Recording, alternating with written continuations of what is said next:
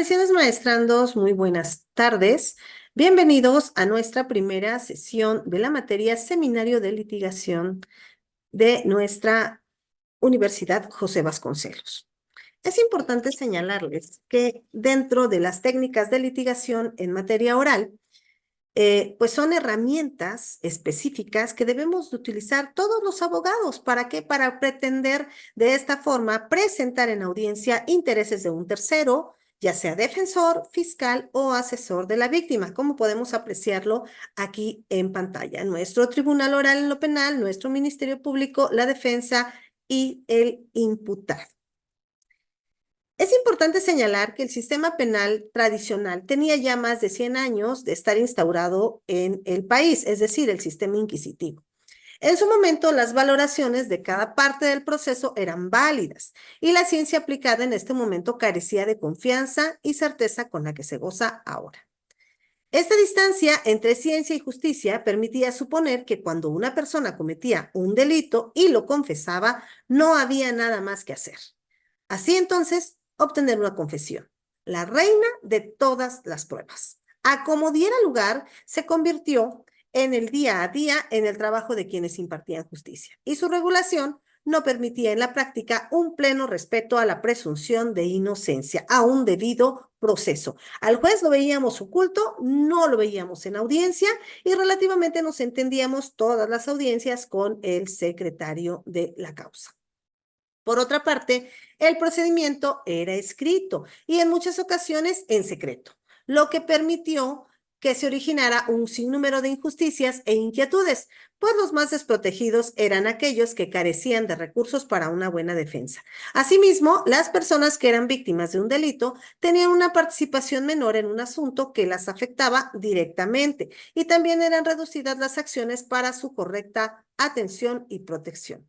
Todo esto produjo preocupantemente para la justicia mexicana y fue tan relevante que llamó la atención de la comunidad internacional. Y obviamente este reclamo de seguridad, de protección, de justicia, fue lo que hizo que el sistema se transformara y ahora tengamos este sistema penal que como tiene como estandarte los derechos humanos. Esta reforma fue de tal envergadura que transformó el fondo de manera de procurar y administrar justicia en nuestro país.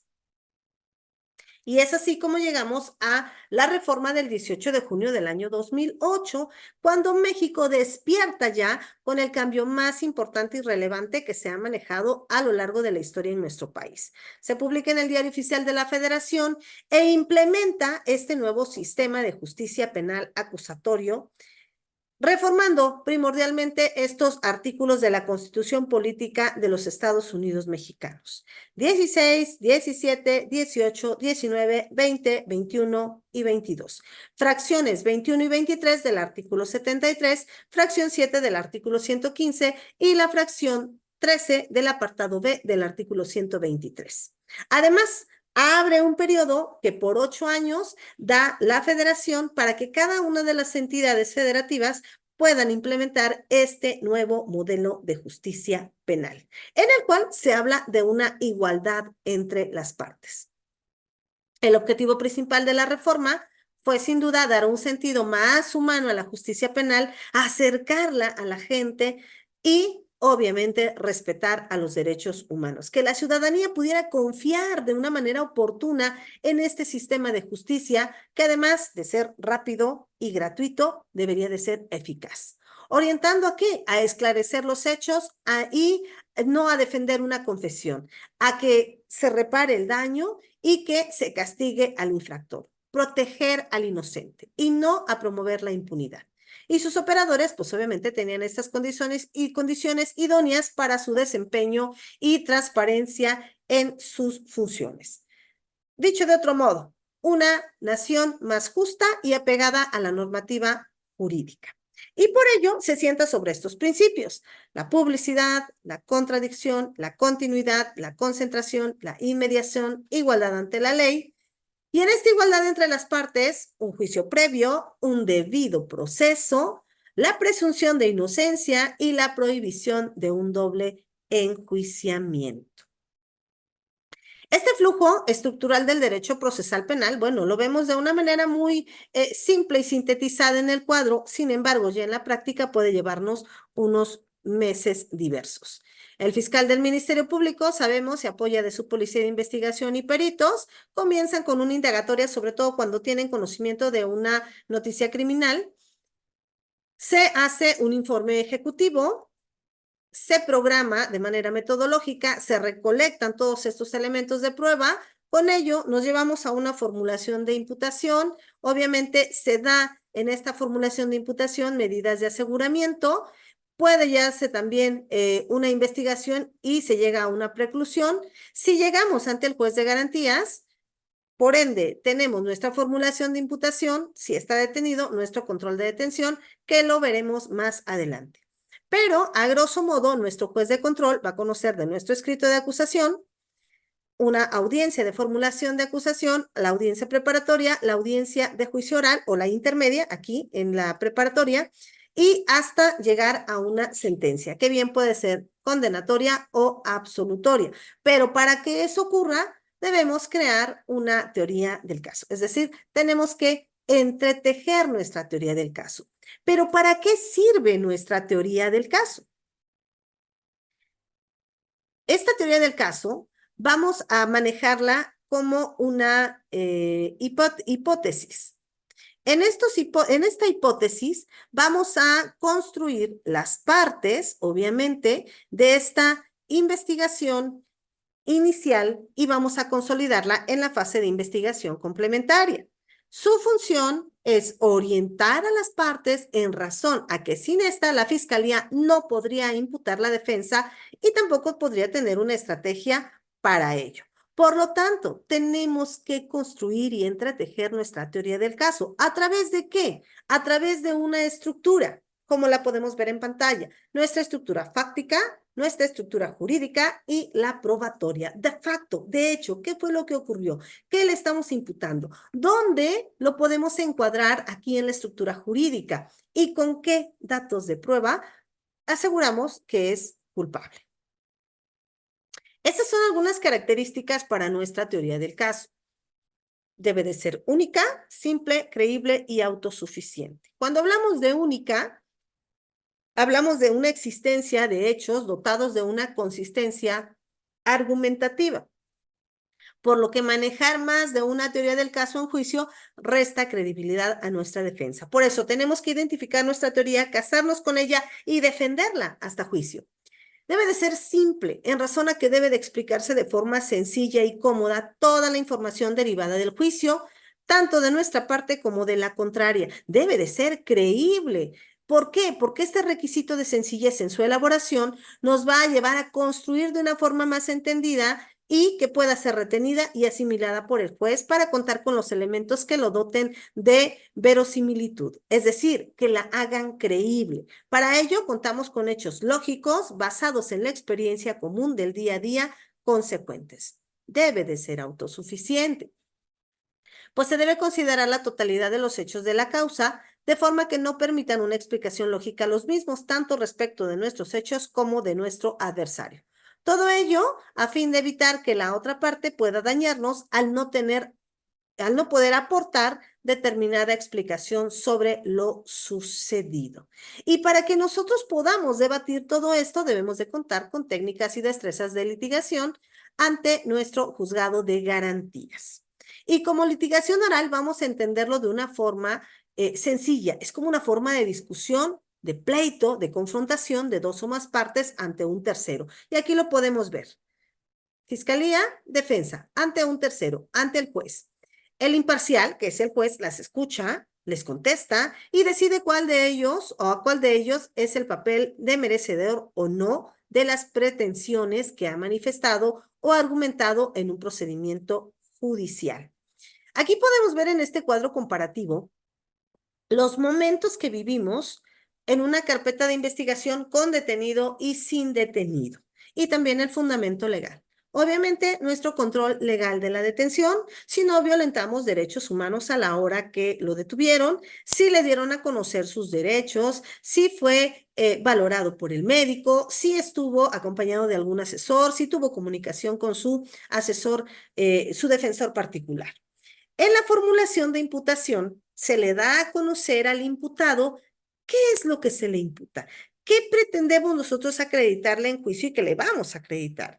Se le da la oportunidad de declarar. Si no quiere declarar y decide guardar silencio, no es como en el sistema inquisitivo. Bueno, pues no declaraste, entonces eres culpable. Nada de eso. Solicitamos la vinculación a proceso, debatimos la medida cautelar y pedimos el plazo de cierre de investigación. Si nosotros ponemos acuciosidad en este apartado, vemos que están todos, menos el control de detención. ¿En razón a qué? En razón a que no tenemos detenido. Y por tanto lo podemos mandar a citar, podemos solicitar una orden de comparecencia o una orden de aprehensión.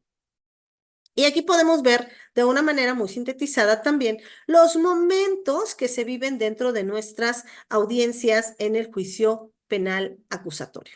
La audiencia inicial, que ya dijimos sobre qué versa, la audiencia intermedia, a cargo del juez de control, en la cual se van a depurar estos hechos controvertidos y sobre todo los datos de prueba para que los podamos desahogar en audiencia y hacerlos hablar en audiencia en un juicio oral, en la cual, pues obviamente, vamos a medirnos bajo estos principios que regulan el sistema penal y vamos a tener la oportunidad de escuchar a peritos, a testigos en un interrogatorio y en un contrainterrogatorio. Audiencia de control de detención o formulación de imputación. Tenemos la puesta a disposición judicial del detenido. El MP da los motivos de la detención, la defensa debate, el juez califica la detención, puede dar libertad o la ratifica. En cuanto se cita al imputado o a su defensor para formular imputación ante el juez de garantías, obviamente se formula, se aclara, el defensor pide una aclaración, el juez verifica que el imputado haya entendido en qué consiste la imputación, se contesta la imputación y se le permite en un momento dado si quiere declarar el imputado, si no quiere no podemos obligarlo y además tampoco podemos presumir que es culpable. La vinculación provisional del imputado a proceso la solicita el Ministerio Público, se abre debate sobre esta vinculación, el juez llega a resolver si vincula o no vincula. Dentro de esta vinculación a proceso, pues obviamente hablamos de un desahogo de pruebas, se motiva la vinculación a proceso, se exponen sus antecedentes, el defensor hace lo propio en cuanto a rebatir y el juez en su momento resuelve sobre esta vinculación o no. Y se pasa al siguiente escalón, que es el plazo de cierre de investigación. Pero fíjese, antes de nuestro plazo, vamos a hablar de las medidas cautelares. ¿Para qué sirven? Pues obviamente para acreditar que nuestro imputado va a poder llegar a las subsecuentes audiencias. ¿Cuáles podemos nosotros pedir? La exhibición de una garantía económica, el embargo de bienes, la inmovilización de cuentas bancarias, la prohibición de salir del país o de su localidad, cuidado o vigilancia por una persona o institución, prohibición de asistir a determinadas reuniones o acercarse a ciertos lugares, prohibición de convivir y acercarse o comunicarse con determinadas personas, víctimas u ofendidos, separación inmediata del domicilio, sobre todo en casos de violencia, suspensión temporal en el ejercicio de una determinada actividad profesional o laboral, el uso de localizadores electrónicos. Leía hace poco que para el tema de los localizadores, bueno, el Estado no los tiene para darlos, por lo tanto, si nosotros estamos interesados en solicitarlo, pues tenemos que pagar. Resguardo en su propio domicilio y la prisión preventiva. ¿Qué beneficios tienen? Brindar la certeza jurídica e impulsa el respeto a los derechos humanos de las víctimas e imputados. Y sobre todo garantizamos, ¿no?, que el imputado va a llegar. Reduce el uso de la prisión preventiva. No todo tiene que quedar en prisión preventiva. Se reducen los costos procesales. Se evita la discriminación a la persona mientras sea determinada su culpabilidad o inocencia. Las personas pueden gozar de su libertad mientras se encuentran sujetos a un proceso legal y son proporcionales a las circunstancias sociales y económicas del imputado.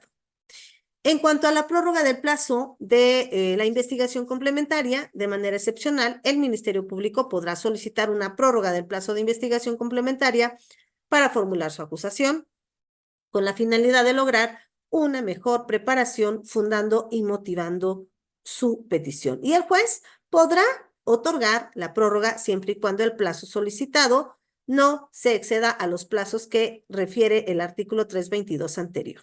Y en cuanto a técnicas y destrezas de litigación ante los tribunales de juicio oral, los primeros fueron ante el juez de garantía, ahora ya en audiencia de juicio oral.